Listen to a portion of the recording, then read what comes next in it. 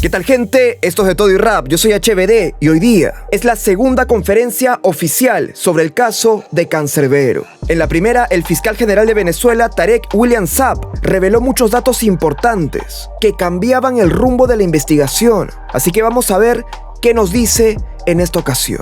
Por cierto, si me ven un poco raro es porque estoy con fiebre, una fiebre considerable, pero considero que esto es crucial. Así que igualmente he prendido la cámara y vamos. Buenas tardes tengan todos ustedes, pueblo de Venezuela.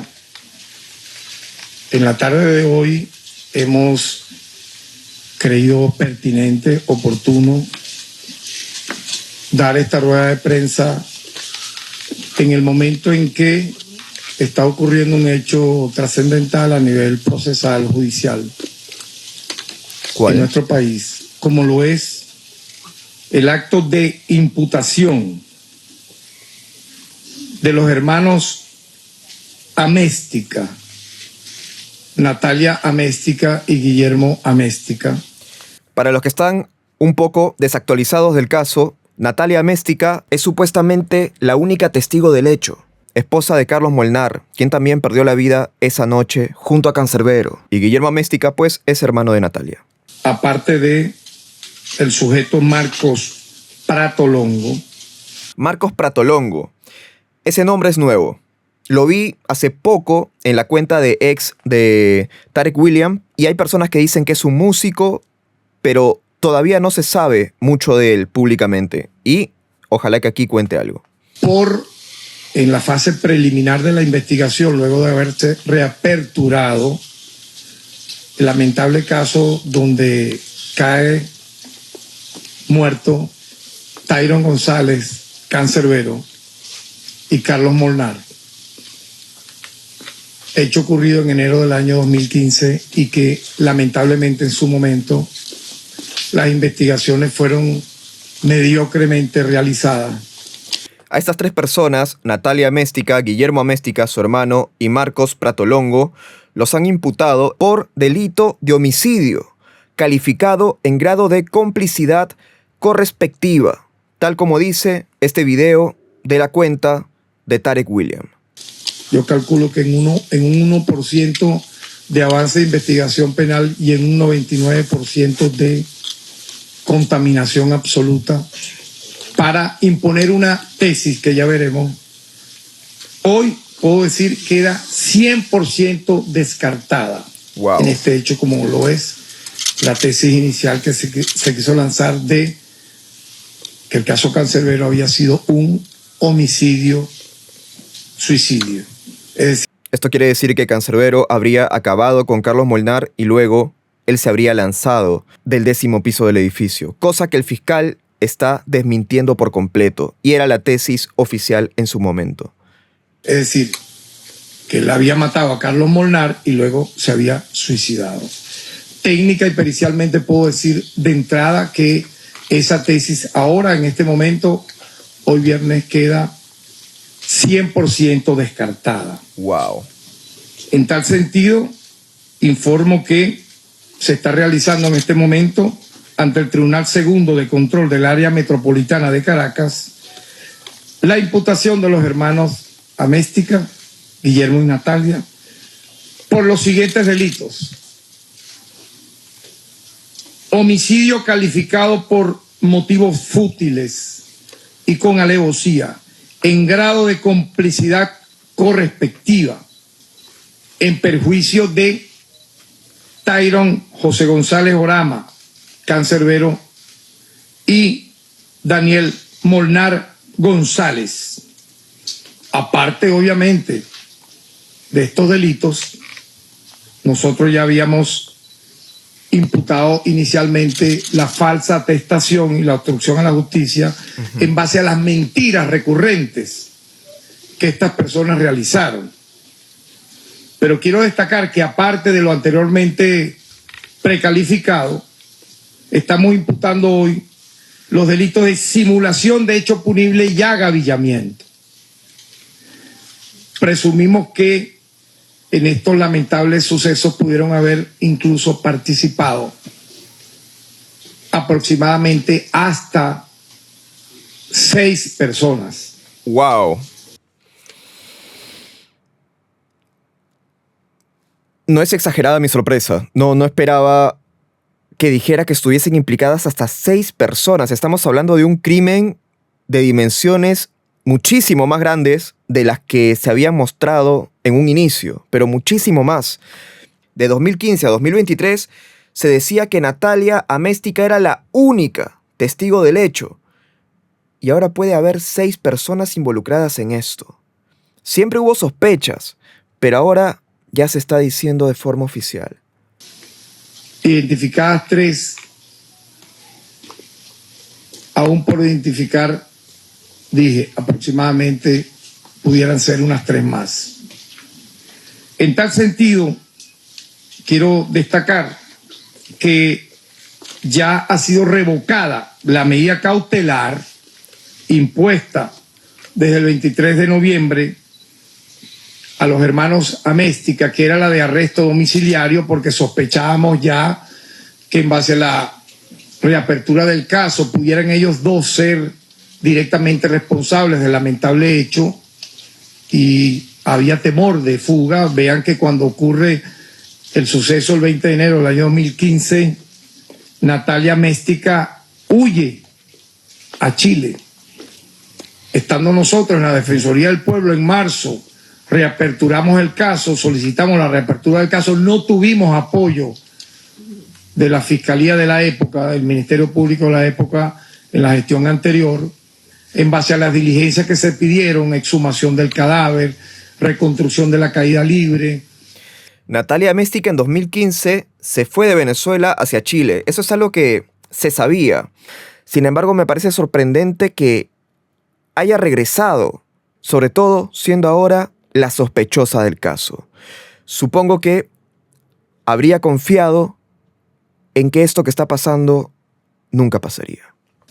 Pruebas de luminol, entrevistas, etcétera, sino que simplemente yo diría que intentaron sabotear la reapertura a un punto tal, estoy hablando de marzo-abril del año 2015, que quisieron cerrar el caso imputando, vean ustedes qué locura, a Tyrone González como el autor de los hechos. El tribunal no se pronunció y obviamente ya yo he explicado en otra rueda de prensa anterior cómo fue que en mayo lo reaperturamos en base a la solicitud persistente, permanente, hecha a nuestra persona, antes como defensor del pueblo, luego como fiscal general de la República, de sus seguidores, múltiples seguidores, miles de seguidores, y de sus familiares que siempre nos etiquetaban, nos escribían en las redes sociales, Twitter e Instagram. En tal sentido, estamos solicitando el día de hoy que estas personas queden privadas de libertad en la sede del CONAS, Caracas. Estamos trabajando en esta fase de reapertura del caso con el órgano auxiliar CONAS Caracas para avanzar en la investigación de estos hechos. Quiero igualmente destacar que ayer fue acordada la solicitud de orden de aprehensión contra el sujeto Marcos Pratolongo por los mismos hechos. Ya este sujeto ha sido detenido el día de hoy. Ojalá que hablen acerca de quién es él y qué fue exactamente lo que hizo, cuál fue su rol en el crimen. Yo quiero entonces destacar cuando digo que se descarta en un 100% la teoría, la tesis que quisieron imponernos del homicidio-suicidio, supuestamente porque Cancerbero era un esquizofrénico. No se comprobó nunca jamás que tenía siquiera un tratamiento mínimo psicológico, o haya sido atendido por algún psiquiatra, tomaba alguna medicina de ningún tipo. A pesar de ello, vean ustedes, ¿en qué se basaron? Pregunta importante, ¿en qué se basaron? En la declaración de un sujeto llamado Guillermo Améstica. Yo quisiera, por favor, que con atención oigamos y veamos lo que Guillermo Améstica, a horas del lamentable suceso, le declaró a la televisión venezolana. Guillermo es el hermano de Natalia y fue la primera persona que declaró en público sobre los sucesos. Por favor, adelante, veamos. Mi hermana lo ve y lo ve en un estado alterado. Mi hermana en ese momento se busca internet para ver qué situación se encuentra, porque ve que está en una situación psicótica. Estaba como alucinando, Cancerbero. No sé qué tenía exactamente, pero tiene un problema evidentemente emocional.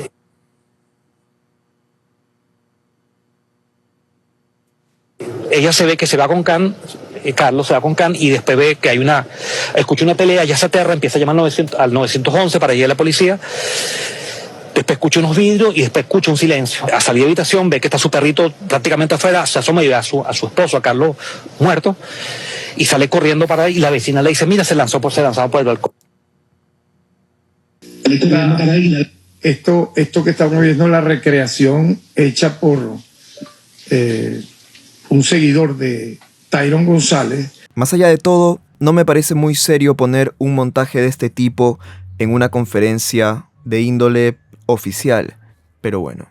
Basado en la declaración real, como vimos en vivo, que da en ese momento, es decir, el propio 20 de enero, en horas del día del año 2015, Guillermo Améstica. O sea, él se convirtió en ese momento, vean lo delicado, en psiquiatra, psicólogo, testigo, jefe supremo de los órganos auxiliares, fiscal general, todo.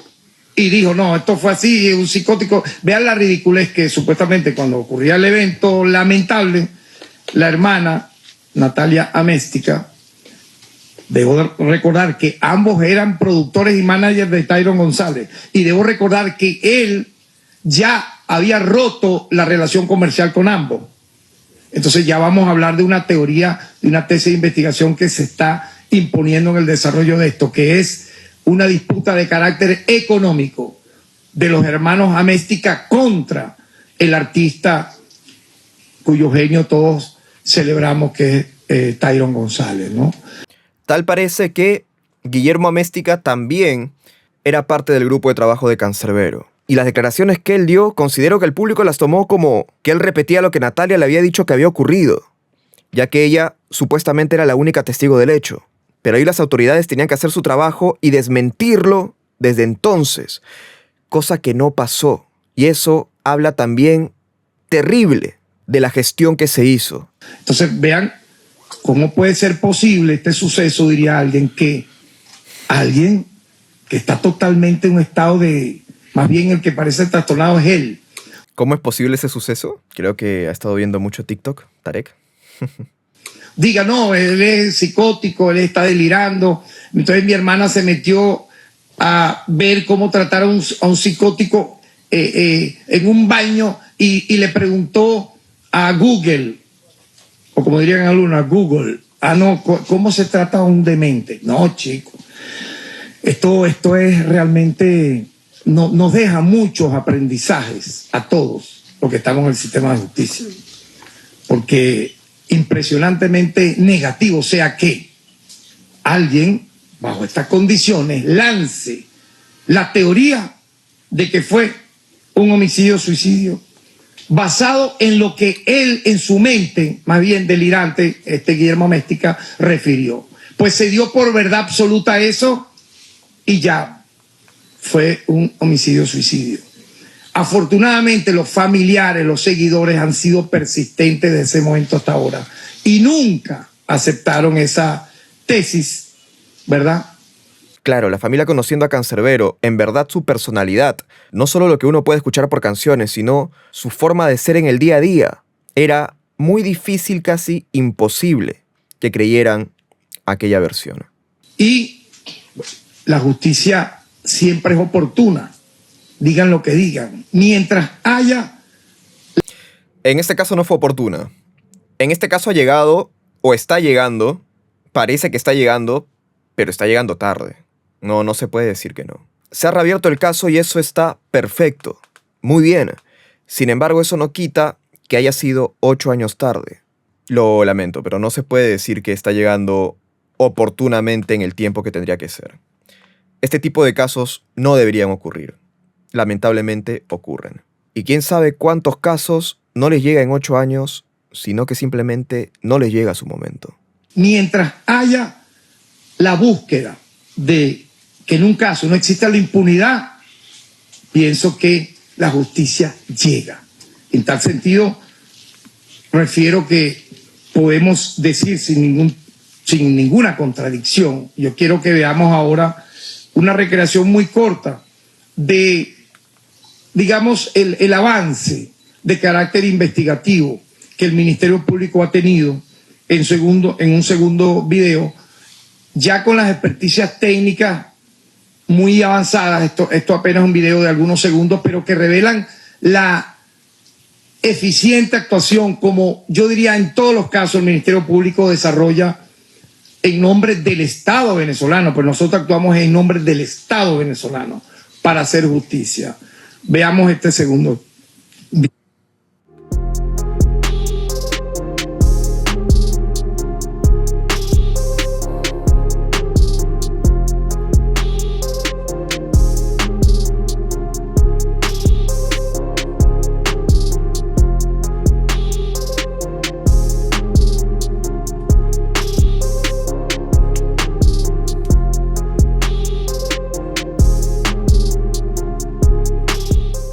Quiero destacar que los últimos hallazgos, entre tantas experticias técnicas forenses, yo voy a hablar de 10 momentos de estas experticias técnicas forenses. Ok, esto es muy importante, mucha atención.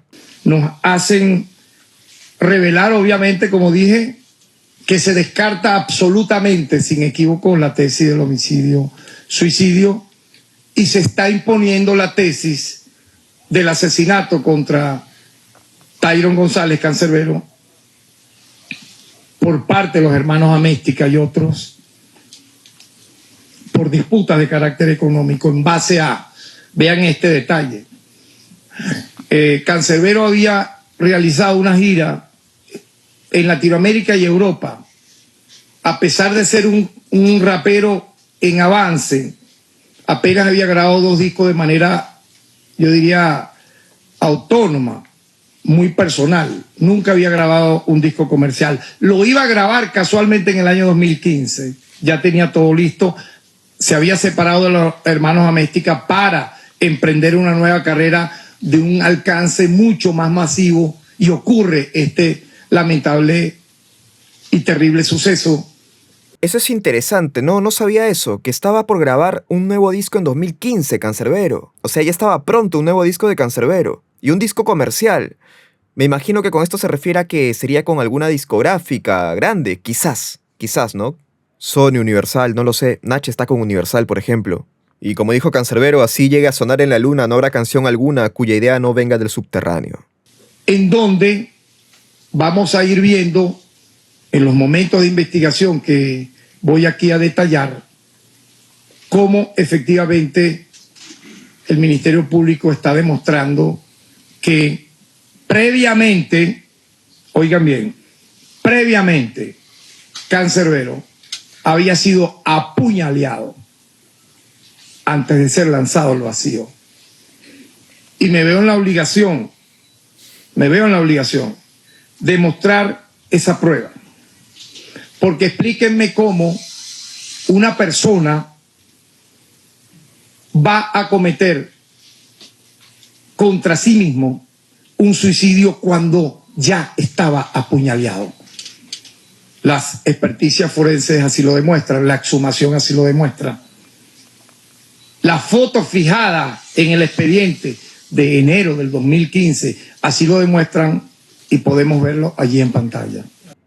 Bueno, las fotografías no son tan claras, pero se entiende, por lo que dice Tarek, que son heridas que ya se confirmaron que fueron hechas antes de la caída. Expliquen entonces, cualquiera que nos está viendo y oyendo a esta hora de la tarde, coincidirá en que es imposible que alguien, ¿verdad?, previamente apuñaleado, se lance al vacío de un 10º piso. Pero lo más grave es que se está determinando por las experticias que incluyen la exhumación de Cancerbero, y ahora nos estamos obligando a hacer una segunda exhumación Wow. Aparte de todas las experticias de carácter biotécnico social, las experticias psiquiátricas, vamos a tener que hacer la segunda exhumación para determinar hallazgos en, digamos, otros lugares de su cuerpo, incluyendo lo que ha quedado de resto de su cabello. Eso está, en la primera exhumación se pudo observar y queremos avanzar en ello en esta segunda exhumación paralela a la que se está haciendo, a la que se va a hacer con la de Carlos Molnar. Entonces, luego de la exhumación de Carlos Molnar también seguramente va a haber mucha nueva información. Entonces, es importante destacar que los momentos que voy a mencionar a continuación revelan, por ejemplo, las experticias. Cancerbero recibió al menos un golpe con un objeto contundente, pudo haber sido un bate, pudo haber sido un tubo, que no se corresponde con el lado en el cuerpo en que él cae. Él cae de un lado, tiene la fractura producto de ello, pero expliquen por qué en el otro lado tiene la mitad de la dentadura totalmente destruida, fracturas en ese lado, en el otro lado donde no cae, maxilofacial y también en el cráneo. Es decir, en las fotografías que salieron en su momento del caso, se podía ver a Cancerbero con la dentadura rota. Era una imagen muy fuerte, pero en general la gente pensaba que estaba así porque se había caído de ese lado. No había forma de comprobar para alguien desde su casa lo que ahora están comprobando las autoridades, y es que los lados de estos impactos son distintos, no coinciden. Es decir, su cuerpo cayó del lado derecho y de espaldas y tiene la fractura correspondiente a esa caída. Pero adicionalmente, según la exhumación, vean lo importante de eso, y me la negaron siendo defensor del pueblo en marzo del año 2015, la fiscalía de la época, pero adicionalmente tiene un golpe en la parte frontal de la mandíbula y pómulo que no se corresponde con la caída. En el expediente se nos está explicado. Como, vean esto, en el expediente no se desarrolla en la narrativa pericial las puñaladas que, como pudieron ustedes ver y pueden volver a ver, son inequívocas. ¿Por qué ocultaron eso? ¿Por qué ocultaron esas dos puñaladas? Está utilizando la palabra ocultar. O sea, no es como que no hayan llegado a esa información, sino que da por entendido que llegaron a esa información, pero la taparon. Por algo, para imponer la tesis que les interesaba del homicidio-suicidio. Quiero igualmente destacar,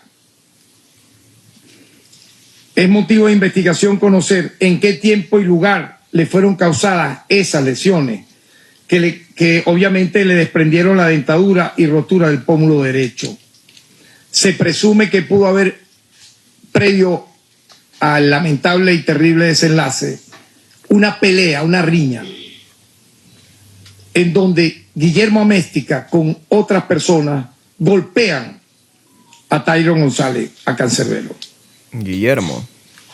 Este nuevo hallazgo ha sido descubierto gracias a la exhumación del cuerpo de Tyron González, realizada el 23 de noviembre. Exhumación practicada en el 100% absolutamente por nuestro anatomopatólogo forense. Estamos trabajando con los laboratorios del Ministerio Público, en este caso. El segundo gran hallazgo se refiere a las huellas que se encontraron en la escena del crimen, las cuales quedaron reflejadas en las fotos del sitio del suceso. Okay. Vean este detalle. Las huellas. El 30 de noviembre, la Fiscalía 85 Nacional, en compañía de nuestra antropóloga forense, estudiaron las huellas cruentas, se llaman así, son las pisadas de sangre. Huellas cruentas. Que fueron fijadas fotográficamente en la cocina del apartamento donde ocurrió este trágico suceso en enero del año 2015. Realizaron la medición del espacio real de las mismas. Esta prueba para nosotros ha sido trascendental, ya que logramos establecer que esas pisadas que culminaban próximas a la ubicación de la ventana donde cae al vacío Tyrone González, vean que no fue en la sala de la casa, sino en la cocina. Supuestamente, Cancerbero cayó desde la ventana en la cocina. Vean esta revelación. Dicha huella plantar no pertenece a Tyrone González Cancerbero. No pertenece a él. Seguramente en este momento van a hablar de unas tallas de los zapatos que son un dato bastante revelador, que Tarek ya ha mencionado algo de eso en su ex Twitter. Entonces, explíquenme si esa era, oigan bien, cuando nosotros, volviendo a la reapertura de este trágico suceso, preguntamos, ¿cuál es la prueba madre, la reina de las pruebas, que explique que efectivamente Cancerbero se suicida? No me digan que las huellas. ¿Saben cuál fue la respuesta? Que eran las huellas que iban camino hacia la ventana. Pues sepan que ya definitivamente al 100% está comprobado que las huellas no pertenecen a Cancerbero porque son de un zapato, de un pie 37.5 de talla.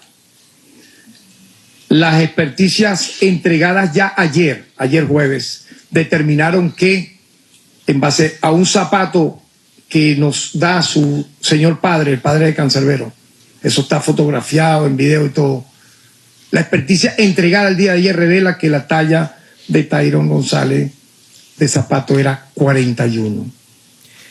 A eso me refería con el tema de las tallas. Cancerbero era talla 41 y las huellas eran talla 37,5. Creo que es muy difícil que un hombre calce 37,5, un hombre adulto. Entonces, quizás esa puede ser la pisada de una mujer. Y no sabemos si se trataría de Natalia Méstica. Aunque esta sí que es una suposición muy grande, porque ya lo dijo Tarek, podrían haber hasta 6 personas implicadas. Estamos ahora descubriendo y vamos a llegar a quién le pertenecía esa huella, esa pisada, cuya talla es 37.5. Igualmente quiero referir otro momento de la investigación importante, pero también detallar con fecha. El señor José, padre de Cancerbero, el día 12 de diciembre, entrega a nuestro órgano auxiliar un par de zapatos pertenecientes al cantante y ya el día de ayer la experticia final reveló que dicho zapato no corresponde a la huella plantar que está fijada en la fotografía del expediente, como que si fuese esa la prueba de el lanzamiento de Cancerbero al vacío. Un tercer gran hallazgo se refiere al registro fotográfico, ya la mostramos, de 2 heridas causadas por un objeto punzopenetrante en el costado izquierdo de Tyrone González, que no aparecen registradas en el protocolo de autopsia, podemos verla. Estas 2 heridas no aparecen registradas en el protocolo de autopsia. ¿Por qué? ¿Cómo es posible? Parece claro un caso de encubrimiento. Lo que demuestra, yo diría, no solamente un descuido y falta de profesionalismo, para mí que fue adrede, que tú ocultes eso en un protocolo de autopsia. Quiero también... Sí, como decía en la anterior conferencia ya, esto más que ineficiente se nota sospechoso, por decirlo menos. Quiero también agregar que el Ministerio Público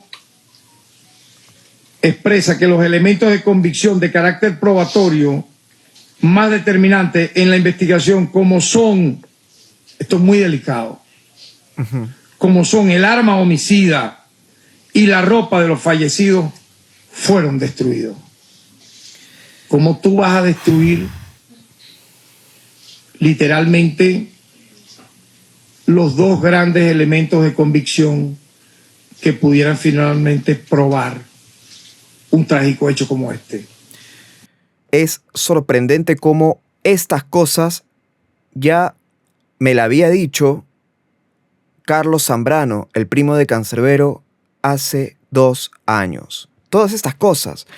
Entonces esto ya se sabía mucho antes, solo que por alguna razón recién ahora reabren el caso formalmente.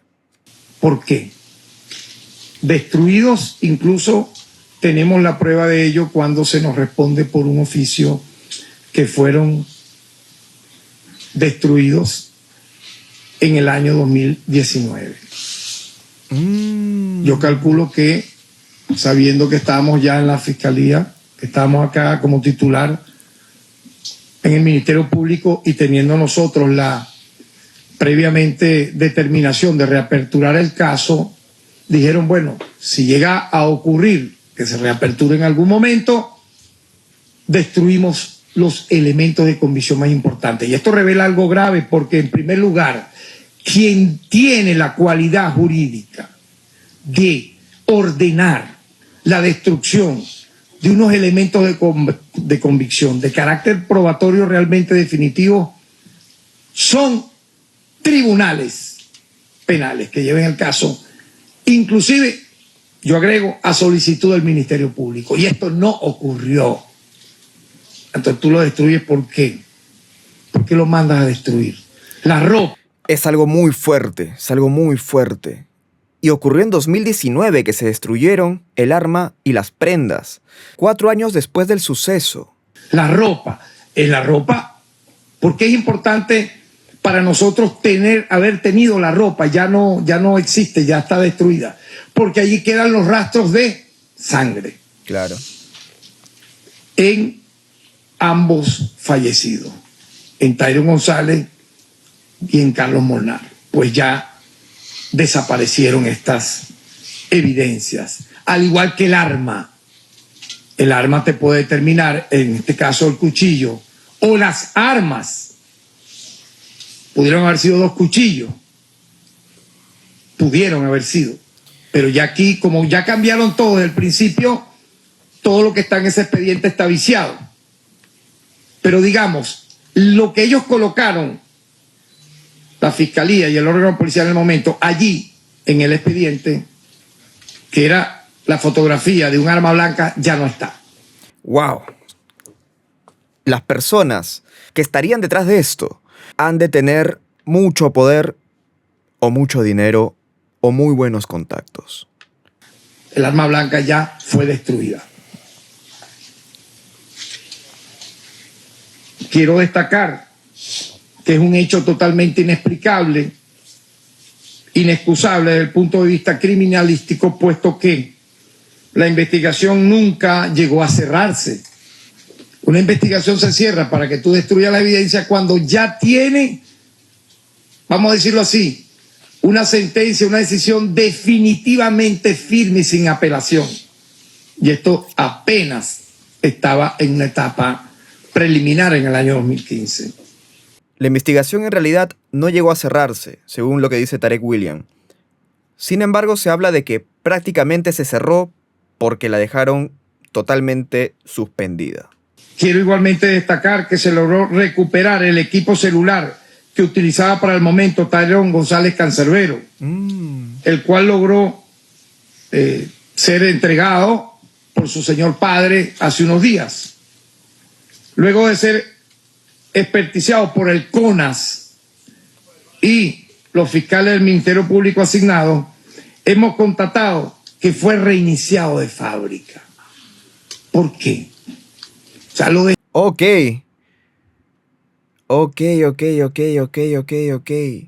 Pero el celular llegó a las manos del papá de Cancerbero. ¿Quién lo tuvo antes? ¿Quién lo pudo haber reiniciado? O sea, lo dejaron en cero. Allí pudieron haber existido conversaciones definitivas.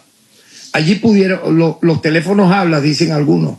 Allí pudiéramos haber visto discusiones, reclamos. O amenazas, como Carlos Zambrano dijo que Cancerbero le dijo a su padre que recibió.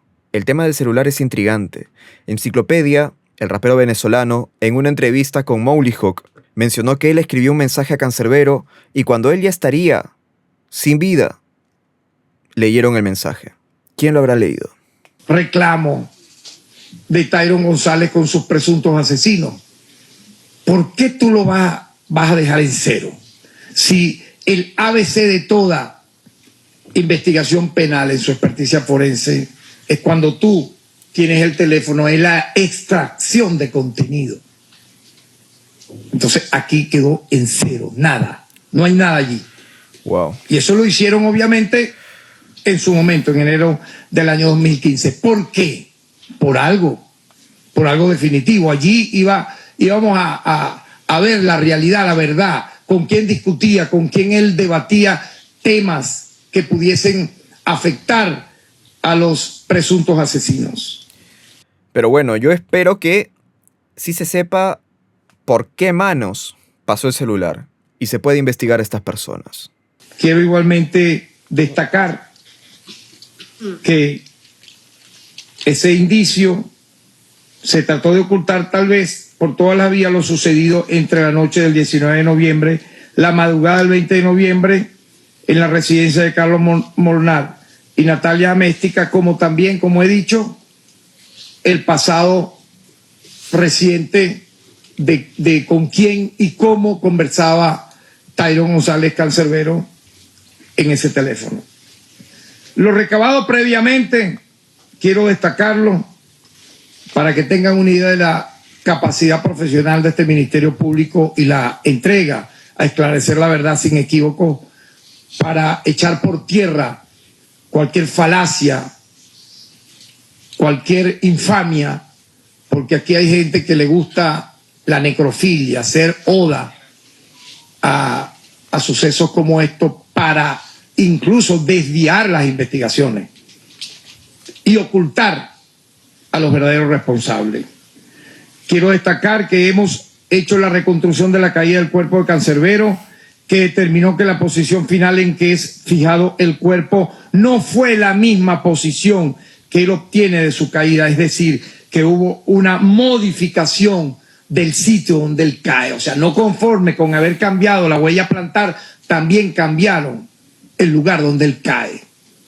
Lo movieron a un punto tal que nadie puede explicar cómo alguien, y por eso fue la reconstrucción usando, vamos a decir así, un modelo en tamaño y estatura al de Cancerbero, quien por cierto medía 1,62 m. Explíquenme entonces cómo él, casi como un campeón de taekwondo o de artes marciales mixtas, logra vencer a alguien que mide casi 1,80 m y tiene el doble de su peso. El tema de que el cuerpo habría sido movido, en la anterior conferencia, Tarek William ya lo había mencionado como una posibilidad, pero aquí lo está confirmando. Quiero destacar entonces que, aparte de ese cambio, se determinó que la caída de Cancerbero fue sin impulso. O sea, sin impulso de él en puntillas para lanzarse.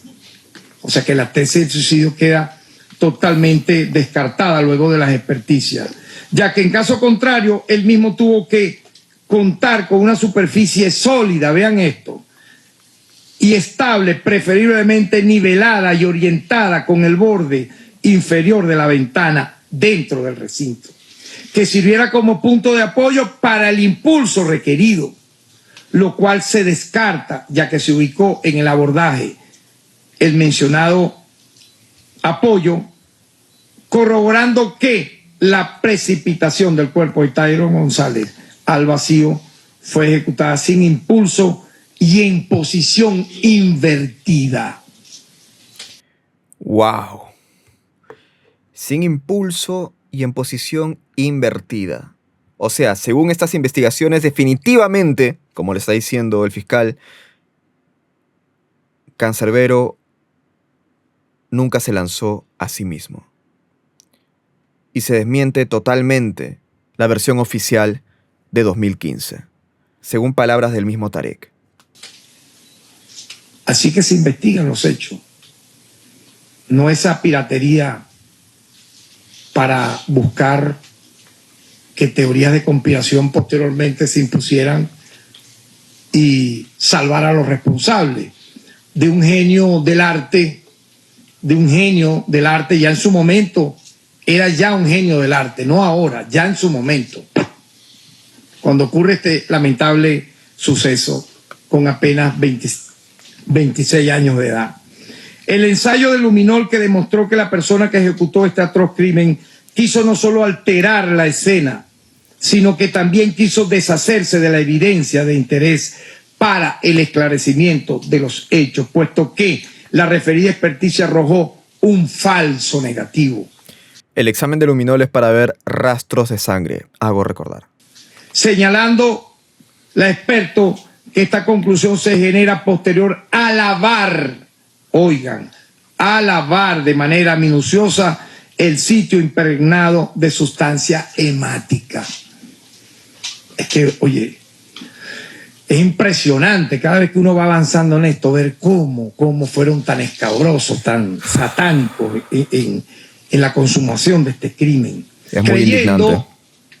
¿Ves? Que esto se iba a cerrar. No, esto fue un muchachito ahí que fallece, no tiene doliente, nadie se va a preocupar y bueno, ya, esto va a quedar así. Muy indignante. O sea, aparte de que lo mataron físicamente, a Cancerbero lo quisieron matar moralmente. Para que en vez de amar su música y su arte le tuviesen rabia. Oye, no, es un psicópata, es un esquizofrénico, como dijo el bicho este Guillermo Améstica.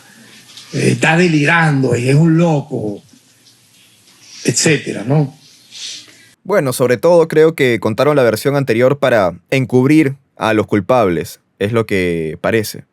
Quiero destacar, aparte de todo lo dicho, que la práctica de la autopsia biopsicosocial a Cancerbero, que tiene elementos técnicos, forenses, psiquiátricos, etcétera, la cual fue realizada por un equipo multidisciplinario conformado por un psiquiatra, un psicólogo, un trabajador social, quienes se encargaron de entrevistar a todo su entorno cercano, familia y amistades, con la que él compartía, e hizo totalmente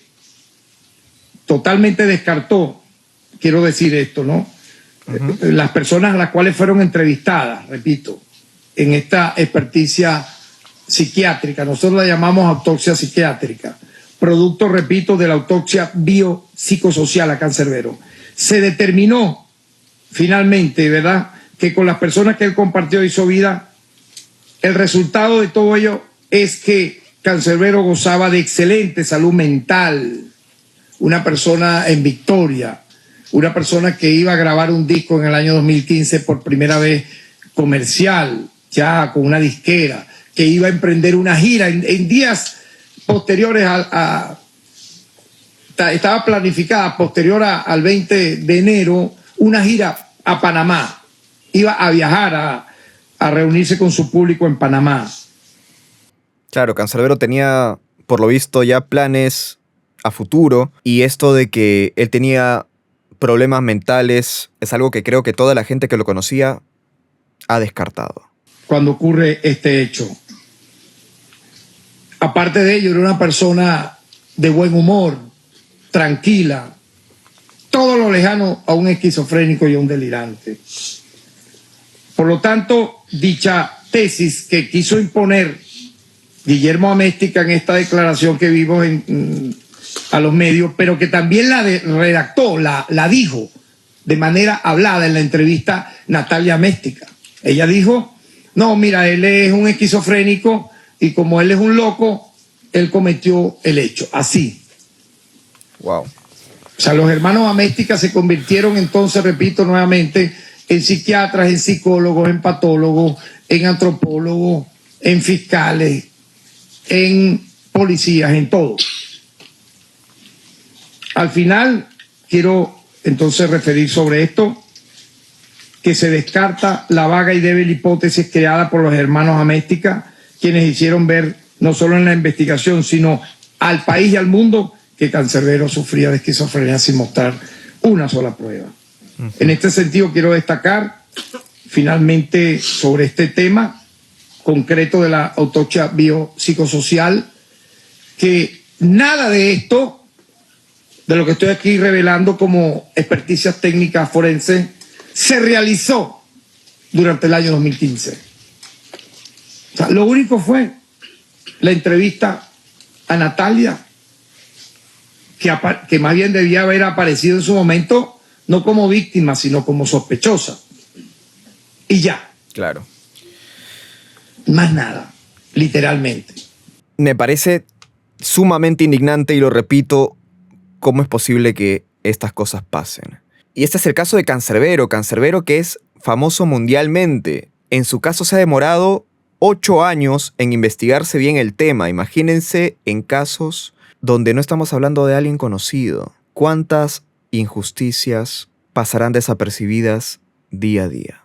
Debo igualmente referir que a todo lo anteriormente dicho, hemos hecho abordaje de entrevistas practicadas familiares, ubicando, gracias a eso, a testigos que se encuentran fuera del país, que han aportado datos. Yo quiero destacar eso.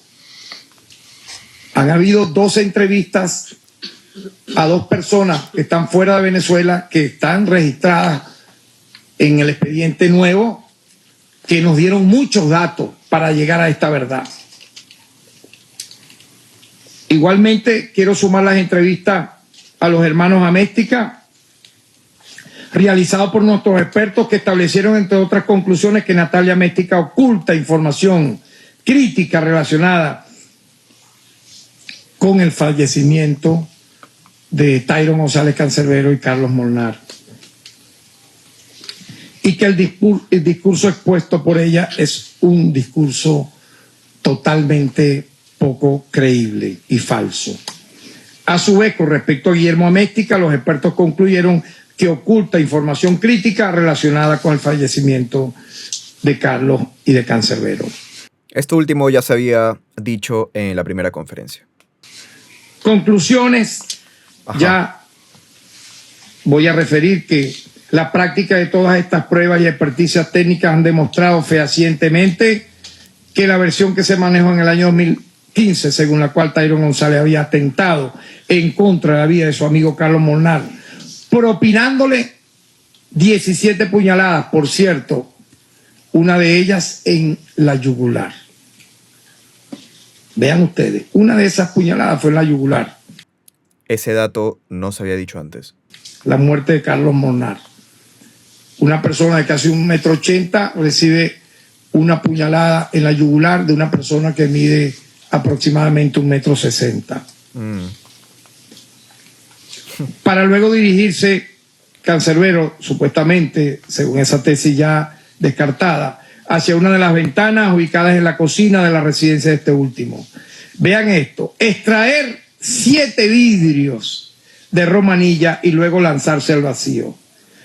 Concluimos que fue esta teoría creada, manipulada y manejada con la intención de desvirtuar la realidad de los hechos por los hermanos Améstica. Inclusive mintieron tan descaradamente que dice, vimos cómo lo declaró Guillermo Améstica, que él se lanza y la hermana oye la rotura de unos vidrios. Es interesante que volvamos a escuchar esto apenas unos segundos. Cuando no hubo rotura de ningún vidrio, porque fueron previamente sacados, es decir, alguien que premeditó el crimen. Bueno, esto de los vidrios era, creo yo, lo más sospechoso. Mi hermana en ese momento se busca internet para ver qué situación se encuentra, porque ve que está en una situación psicótica, estaba como alucinando Cancerbero. No sé qué tenía exactamente, pero tiene un problema evidentemente emocional.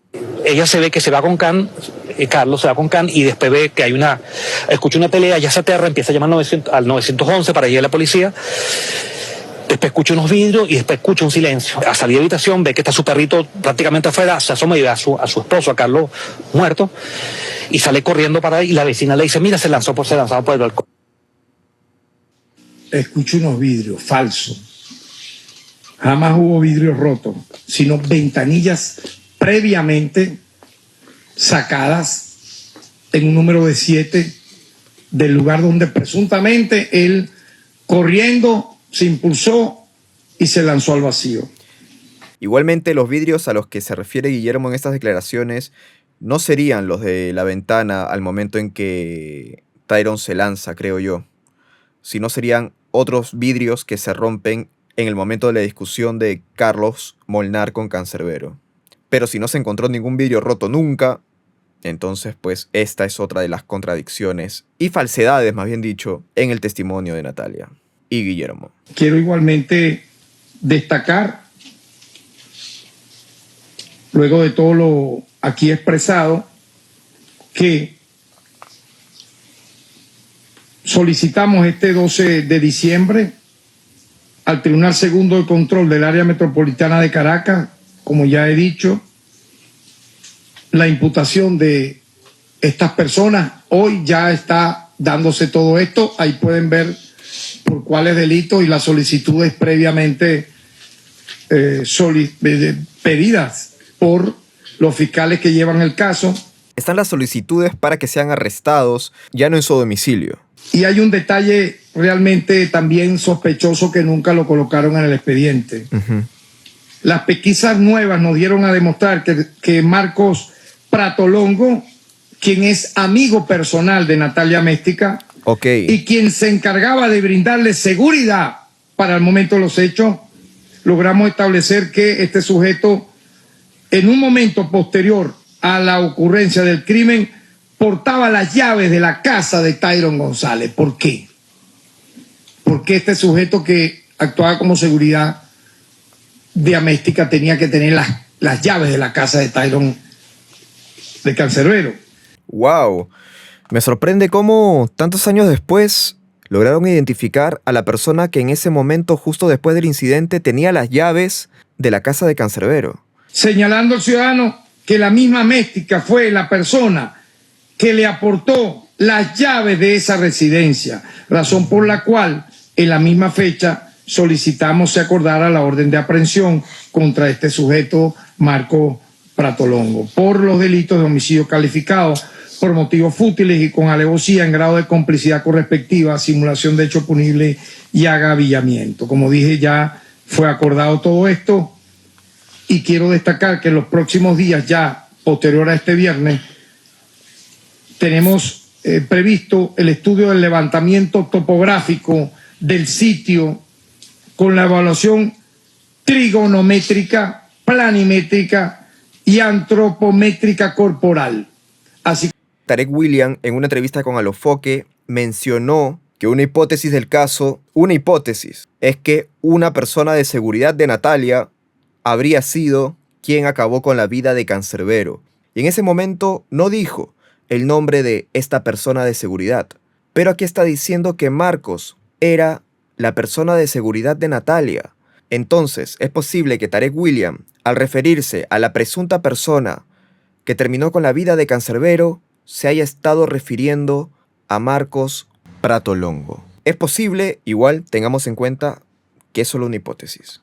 Así como el estudio físico, morfológico y antropológico de robustez, porque eso nos determina ya de manera médico-legal, con la experticia forense respectiva, de cómo alguien que mide 1,60 m logra derribar y matar a alguien que lo dobla en peso y lleva casi 20 centímetros más que él.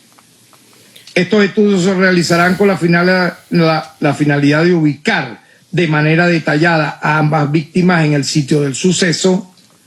Vean lo importante de este tipo de experticias profesionales impecables, así como determinar la manera clara, los momentos y los posibles objetos con los cuales se generaron las lesiones que ambos presentaban en su humanidad, ya que estamos verificando si efectivamente Cancerbero fue sometido, esto es muy importante, a una tortura, a actos de tortura previa a su muerte, por la cantidad de lesiones que presentó en su humanidad que no fueron reflejadas en el expediente en enero del año 2015, así como la vestimenta que presentaba una vez es ubicado por los cuerpos de seguridad. Qué tristeza esta historia. Y creo que lo más posible es que ese haya sido el caso, que haya habido una tortura previa. Esto obviamente nos conllevaría a practicar, como ya en efecto lo estamos solicitando y fue acordado, una segunda exhumación con la finalidad de realizar un estudio exhaustivo en hueso y así determinar cada una de las lesiones. De esta manera hemos creído pertinente, importante el día de hoy, viernes, cuando se está imputando a los presuntos responsables de este brutal asesinato contra Cancerbero y Carlos Molnar, bajo la premisa, la precalificación del homicidio calificado. Es importante, como dije, que el pueblo de Venezuela, que sus seguidores a nivel nacional e internacional tuviesen esta información, puesto que es un deber del Ministerio Público, informar, comunicar los casos que vamos desarrollando de las diversas maneras que ustedes han podido ver desde nuestra llegada a este importante y decisivo lugar como es el Ministerio Público. Y tal vez todavía existe la posibilidad de que Tyron González no haya sido aventado a través de la ventana de la cocina, sino de otro lugar, porque dicen que el cuerpo fue movido. Entonces, quizá cabe esa posibilidad. Muchas gracias por su atención. Impactante, indignante sobre todo. Cada vez las cosas se ven más claras. Y estas declaraciones del fiscal confirman las dudas que la familia de Cancerbero y su público tuvo siempre. Que Cancerbero en realidad nunca se lanzó a sí mismo desde ese edificio. Sería interesante si pueden ver la entrevista que hice con Carlos Zambrano, el primo de Cancerbero, en 2021, donde dice ya entonces casi todo lo que aquí el fiscal está oficializando. A pesar de lo indignante de la situación, de la tardanza, de la investigación, me alegra que la verdad esté saliendo a la luz. Espero que se llegue a hacer justicia. Un abrazo y mucho rap.